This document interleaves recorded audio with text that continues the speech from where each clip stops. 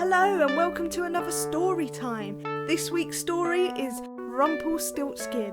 Now this was one of my favourite stories growing up as a kid because I found the name absolutely hilarious and I couldn't pronounce it. So let's see how I fare reading this story. Let's go! Rumpelstiltskin. Once upon a time there was a miller who boasted to the king that his daughter could spin straw into gold. "Oh, really?" said the king. "Then bring her to me.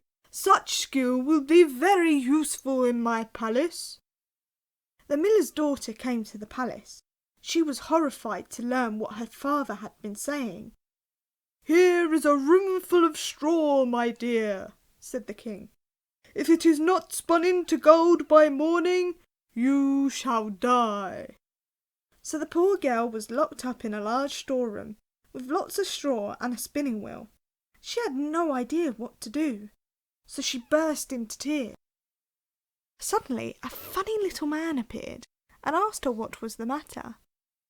The girl explained, and he said, "And what will you give to me if I do this for you?"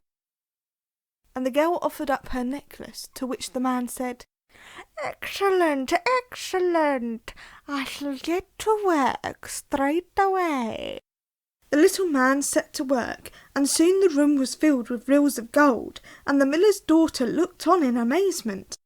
In the morning the little man disappeared, and when the king came in he was delighted with the girl, but he was greedy too, so he gave her an even larger room full of straw to turn into gold, and the girl was even more desperate than before, and suddenly a voice appeared. "What will you give me this time if I were to help you again?"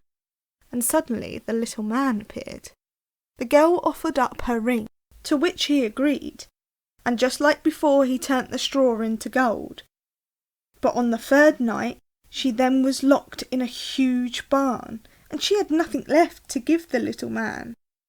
"I'll take your firstborn child if you marry the king." And marry the king she did, for he was so pleased with all the gold she spun, he never asked her to spin it again.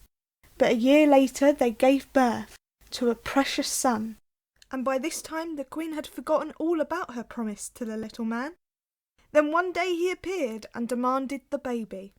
She was so upset that he took pity on her and said, "If you can guess my name within the next 3 days, you may keep the child." For 2 frantic days the queen guessed Caspar, Macmillan, Big Ears, Balthazar, Bottlenose. But nothing was right, so she sent her servants out far and wide to search for unusual names. The next day a servant came back and said he'd seen the funny little man capering around a fire in the forest singing, "I will win the baby and the game, for Rumpelstiltskin is my name." So the next day when the little man came back, the queen said, "Is your name Darren? Is it Wayne? Is it perhaps Rumpelstiltskin?" The little man jumped up and down with rage, saying, "Who told you? Who told you?" And he stomped his foot so hard that it fell right through the floor, and he disappeared forever. And that's the story of Rumpelstiltskin. Thank you for listening to Storytime with She. Next week is going to be the last story in my fairy tale book, and then I'll be going on to a new venture. Not sure what that is yet, but there'll definitely be more stories to come. Thank you for listening.